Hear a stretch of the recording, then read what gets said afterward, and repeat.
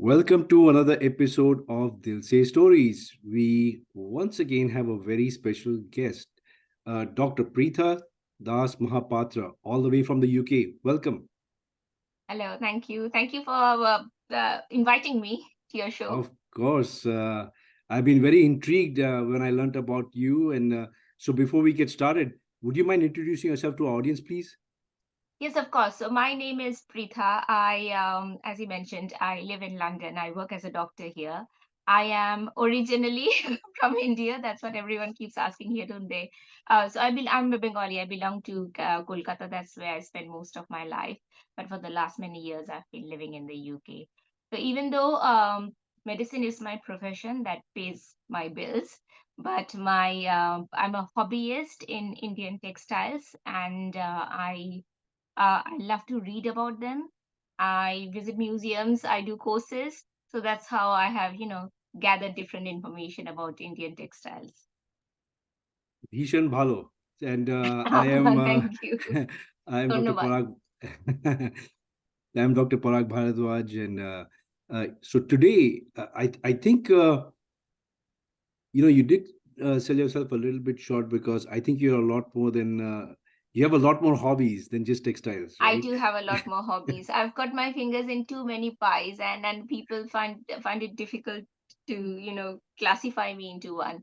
So I have also been pursuing Odissi dance for a number of years. Um, the thing is that I think nowadays on social media, people love to use the word professional. And I think the word amateur comes with a certain kind of disdain that, oh, if I'm an amateur, that means I'm not good enough. But according to definition, amateur is something that I do where which doesn't pay for my bread. So I'm an amateur dancer. And I think it also comes with a grain of humbleness where we're all constant learners. So Of course. yeah. So I'm glad that you picked this up because um, in medicine I can call myself a doctor, but when it comes to ODC, it's very difficult for me to call myself a dancer. I would much rather say I'm a practitioner of ODC or I'm a student of ODC, because in order to, you know, consider myself as someone who knows or understands the art form completely, I don't think I'm there yet. And I don't know if I'll ever be there in my lifetime. Yeah, and even in medicine, there is that joke, right? It's called practice. No matter how long Yeah, exactly. you're in the It's called profession, it's practice. still called practice. Yeah. So Exactly. I get you.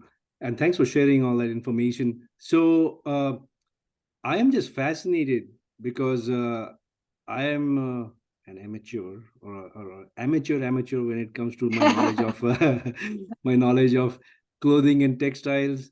Uh, but in growing up in India, one of the things that is very unique is the sari.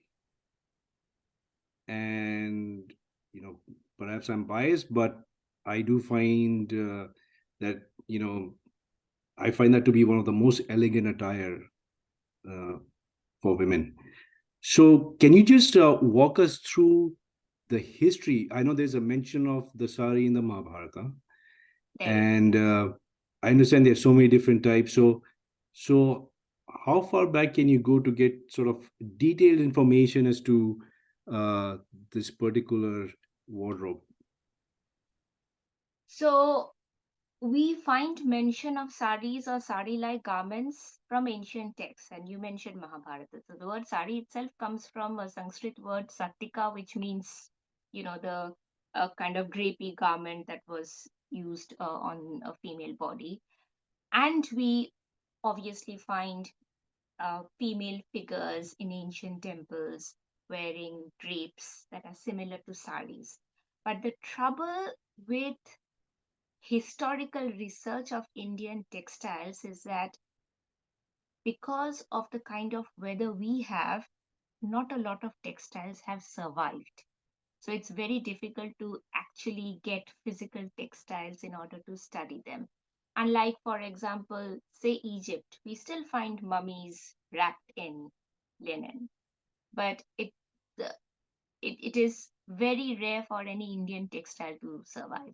So there has been some few tiny fragments of cotton that were found in the excavations of Mohenjo-daro, Harappa, and some examples of Indian textiles that quite remarkably were found in Egypt from the time from ancient times. So, which further consolidates the fact that trade of textiles between Egypt to the rest of the world was happening for a long time. So, I think personally, I find this frustrating, and because in my observation, we Indians tend to have a rather simplistic view of our textile heritage. We think that, oh, we were all wearing saris and all was well in La La Land. And then the British came and cut off the hands of the weavers and pushed their textiles, and our weavers were poor. And now we are wearing saris again, and the weavers are, and we are making the weavers rich again. But it's not as simple as that. Trade has been happening for centuries. There's a reason why the Europeans choose to come to India, and it's not just for the spices, it's also for textiles. People often tend to forget that, because I think when we talk about textiles, we tend to think of it as, oh, something to do with fashion, a womanly, feminine thing. I don't have any interest in fashion. You don't need to have an interest in fashion. If you have an interest in history, heritage, you will find Indian textiles fascinating. Yeah, and I've been fascinated by the conversations we have prior to this interview. So you mentioned, I always thought that silk came from China, but you said that there's mention of silk saris Yes, even yes. prior So to. China, for the longest amount of time in history, was the only country that was producing mulberry silk, and they were exporting it to the rest of the world. They have always been pretty secretive about the things that they have. But at some point, someone decided to smuggle silkworms, brought them to other parts of the world. Of course, India was introduced, and then mulberry again is the commonest silk that is found in India. But India also had its own varieties of silk. Those are wild silks, not mulberry, and mention of those silks are found in ancient texts like Mahabharata too. In Sanskrit, that's called kausea. I might be pronouncing it incorrect because my Hindi pronunciation is rubbish, and I reckon my Sanskrit isn't going to be that great either. I tend to Bengalize every kind of word there I is think on we are earth. good. But Yeah. it's called Kosea in Sanskrit, and it stands for the wild varieties of silk. So in the world, there are hundreds of types of silks, but not every silk can be used to make textiles. India is the only country where all the four textile making silks are available.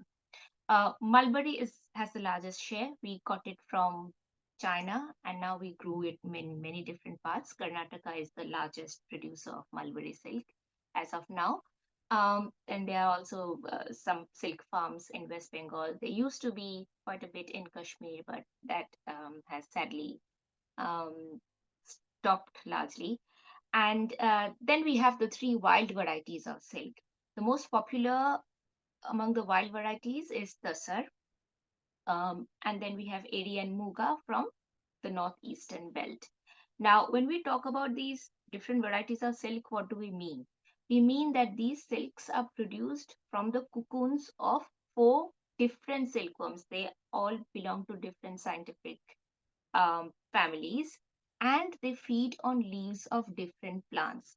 So mulberry is called mulberry because Bombyx muri, that's the scientific name of that silkworm, feed on mulberry leaves. Then we have Tasar. Tasar feed on sal and arjun and the kind of leaves that are found in the entire tribal belt of in central tribal belt of India. That's why you can have Tasar saris from Maharashtra up till West Bengal, covering Jharkhand, Bihar, parts of Orissa, Madhya Pradesh, and Chhattisgarh, of course. And Eri and Muga are from Northeast India. Muga is the most expensive variety of silk we have now. It's getting more and more expensive.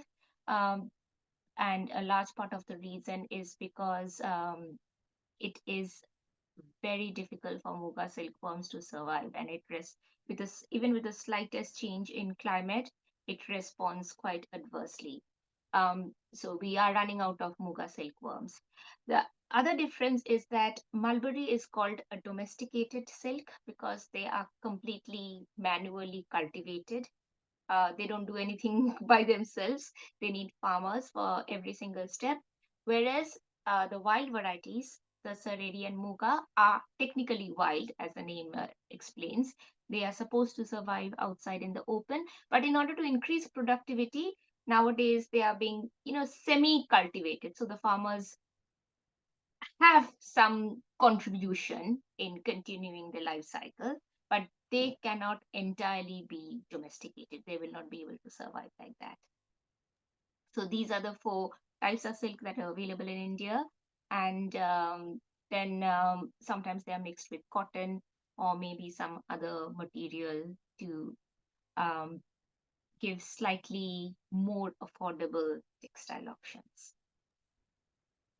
Oh, I mean, you have in-depth knowledge. I'm just fascinated by a fascination of the Indian textiles. So, um, it's so I'm wearing a shirt right now, and it's hard to imagine. Sometimes I just wonder, who even came up with the idea of using a plant to make cloth out of it, right? I know. I I, wish I knew. I mean, yeah. it's very fascinating, and these were scientific minds. Because if you ever watch a weaver, the way they seem to calculate everything in their heads. You know, getting this number of threads in here, that number. I I feel anxious looking at them work because there's just so much minute calculation involved in the entire process. One wrong move, that's done. You go back, you open everything, and you restart from scratch. So it is. I'm certain that there was a lot of scientific inventions that went into the habit of weaving. Yeah, so it's not just the fashion itself. There's a lot of, with the dyes, there's a lot of chemistry, and then Yeah. with the weaving, it seems like there's a lot of mathematics involved. Uh, Yes, so it exactly. In fact, I think it was a, um German chemist probably who invented the synthetic indigo dye. I can't exactly recall. Most probably was German. I can't remember his name, but he got the Nobel Prize. The indigo that we use to make our jeans. also okay. So he got it for that particular purpose. Yes, he Amazing, so he researched on it and he invented the chemical indigo dye. Before that, indigo, the blue color, used to mainly come from India. The name itself has India. It is a plant-based product. So indigo is a kind of plant that grows in many parts of India and that yields the blue color. And it was very much in demand all over the world because it was the only source of blue textile dye. And then I think it was in the late 1800s. Uh, was it? I can't exactly recall, but the synthetic indigo dye was invented, and the chemist, in fact, was awarded a Nobel Prize. fascinating. So, can you briefly walk us through uh, how a sari is made right from the start to finish? And it might be an unfair question to ask because there might be different materials and techniques and so forth. But uh, if you can, just give us a sense of the whole process from start to finish, that'll be great. So, in order to make a sari, we need the materials. We need, first of all, the materials to make the base fabric. They can be naturally available materials or synthetic materials. So, naturally available, we have got cotton. Um, The commonest variety of cotton that is found everywhere in the world, including India, is the American variety. But India also has and used to have a lot more indigenous varieties. Some of them are unfortunately extinct, some exist here and there. And apart from cotton, we have silk. I've already explained the four types of silk, and sometimes a combination of these materials are used. We are also getting to see more and more of linen sarees nowadays. Now, linen is a completely different kind of a plant. It's called flax. It's not a type of cotton, even though it may feel similar. And it is not local, not native to India. It grows mostly in Europe and places like Egypt. But nowadays, some cultivation of linen in Karnataka and Kerala are being attempted. Um, and Then recent textile technologies are trying to use other varieties of plant-based yarns like banana fibers and pineapple fibers. um, they have still not reached the stage where they can be solely used to weave an entire piece of cloth, but they often are mixed with cotton or silk to make saris. So you'll find pineapple saris and banana saris in the market too. um, so these are the broad divisions of naturally available materials. Then we have the synthetic material, which is mostly polyester, which was brought to India and made popular in India by Dhirubhai Ambani. I think that's how he grew quite a bit of his empire from uh, polyester trade. Um, and sometimes polyester can also be mixed with naturally available fibers that just makes the sarees more affordable, because naturally available fibers are always going to be more expensive than polyester or mixed.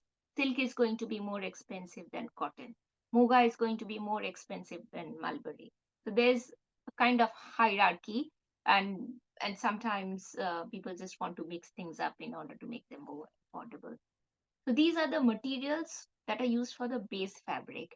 Then we have the dyes, which are required for colors. And India has always had a very generous supply of naturally available dyes. So I talked about indigo, then red and pink. India led the way. There was a time in the 1700s where European aristocrats used to wear pink clothes as a sign of wealth, because only they had the money to import the dyes from India, because India had madder and cherry root, those kinds of plants that gave the dye. And but these are not always necessarily from plant-based products, because we also have red from lac, which comes from an insect. It sounds pretty gruesome, but the intense red of lac comes from insects. Um, so India has always had a lot of supply of naturally available dyes, but nowadays synthetic is mainly used. Since the 1850s, synthetic dye creation began, and then that is being mainly used nowadays. Um, Even though some um handloom workers are trying to get back to natural because of obvious environmental benefit and also their own health benefit, because many of these chemical dyes, they have detrimental effect on their health and the health of people living in the vicinity, because textile arts requires water, and commonly the water is the pond, the river, the local water body, and all these dyes or whatever is being used in order to make these chemicals get into the water body. So, and I'm sure you know about seepage of water and chemical contamination and all those risks. So people are trying to get more natural nowadays, but still synthetic for obvious reasons are commonly used. Um, Apart from dyes, there's another item that is very commonly used to add luster to Indian saris, that is zari, which is the shining, glittery part of many um, gorgeous saris that we come across. Now, once upon a time, those were only made of silver or gold. Obviously, we cannot afford that.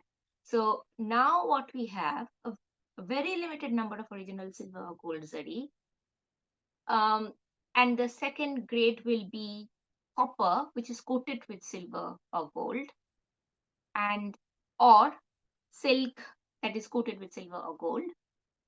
And the one that is most widely used is totally polyester zari. So they appear shinier. So this I realized when I went to Banaras a couple of years ago. Um, and I have always heard stories of from grandmothers, of how muted Banarasi saris were, but my own Banarasi was just uh, sparkling all over the place. And I went to Banaras. I visited a few weavers. I saw the saris and I thought, oh my goodness, my own sari is completely made of plastic. It was quite obvious, and they were laughing at me. They said, "हाँ आप कलकत्ता वालों को वही पसंद है, हम क्या करें?" But, but the thing is that zari that is made of metal, whether it's original gold or silver or copper coated, they appear much more muted, unlike the plastic ones. The plastic ones are much shinier. Uh, and most of the zari nowadays comes from Gujarat. So Gujarat supplies to the rest of the country, to Benares as well as Kanjivaram. These are the two most famous zari sari making centers of India. Um, so these are the materials that are required to make sari, and then we have the manpower, who are the weavers. But there are two broad divisions of the methodology. One utilizes um, machines only. One is completely mechanized, which we now commonly refer to as power loom. There are mills in place which can churn out, tons and tons of saris within hours. Um, and those are powerloom saris. Then we have handloom. Handloom, by definition, is manually made. However, the definition, as mandated by the Department of Textiles, allows for some leeway. We can um, include some automation in the process as long as um, a part of it is done manually. And the commonest automation that is utilized for handloom nowadays is called the jacquard technique. It was a technique invented by a French um, scientist called Joseph Marie Jacquard, which completely changed the textile production the world over. It's a very fascinating machine. It's completely scientific, and it is in fact considered as the prototype computer. It was the basis on which Charles Babbage and the other engineers and scientists have worked on to get into the modern computer stage. So the Jacquard machine essentially translates a design. So a design is drawn on a graph paper, and the Jacquard, there are specialists who will translate them on punch cards. So there are Jacquard punch cards, which are mounted on the main loom frame, and then the weaver uses the punch cards to get required threads into the main cloth and uh, bring out the design intended. It's quite a fascinating process. I've watched it a number of times. I've never been able to make head or tail of it. It looks very complicated, but it's fascinating to watch.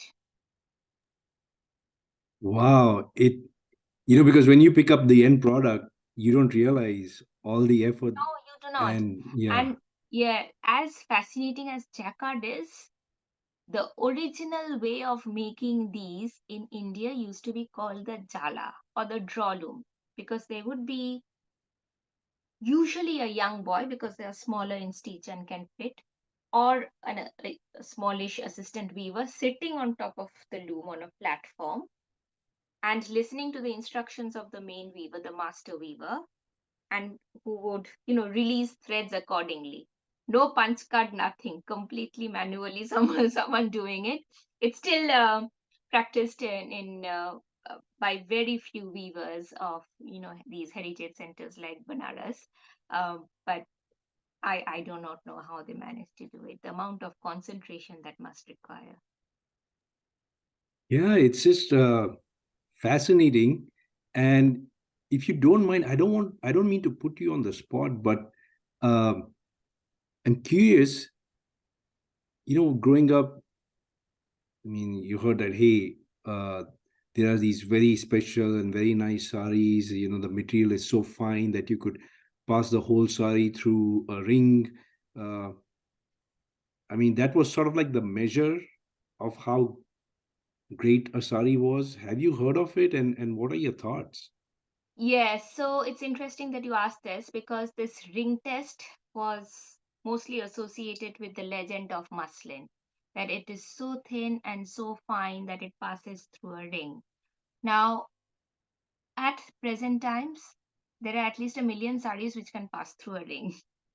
The thing is, with muslin, the original muslin, the muslin that was made during colonial times and Mughal times, that muslin does not exist anymore, because that muslin was made from a variety of cotton that was found in the banks of Meghna, which is in present day Bangladesh. It was part of undivided Bengal at that time. That kind of cotton was called putikarpas in Bengali, and that has become extinct. from climate change and frequent flooding of Meghna River. I'm sure you have heard that Bangladesh is prone to a lot of flooding. So that plant does not exist. Hence, we do not get that type of cotton anymore. And what that cotton could do is it could be used to make very thin fabrics, yet very densely woven. What I mean is that there's a poem on muslin that describes it as being so thin that you can see everything, yet a needle would not pass through. So any fabric can be light in weight and can pass through a ring if less number of yarns are used. That's common sense, right? I'll use less number of yarns, it's going to be transparent, it's going to be light, and it should be able to pass through a ring. But with muslin, the difference was that it was densely packed with yarns. So it was by no means, there was no stinginess in using the yarns. It was completely densely packed, yet it was almost transparent and it was very thin. So I think one of the most exciting moments of my life as a textile enthusiast has been sometime last year, around this time last year, when I actually had the opportunity to feel 300 years old muslin at the Victoria and Albert Museum in London. I got in touch with the curator of South Asia section, and I told her that I'm really fascinated with muslins. And I'm a member of Vienna Museum, and I attend courses there. And she said, "Oh, come over. I'll show you." Because fabric is something, whether it's sarees or shirt or anything, unless you feel, you won't understand. I can go on talking and talking and talking, but it's the feel that matters the most. So I felt three kinds varieties of original muslin that day. She first showed me the one that is in the third category, and even that blew my mind. But the top category, the one that we used to be called Malmal Khas, that was used only for the Mughal royals, that is something I have never touched anything similar in my life. It was on my hand.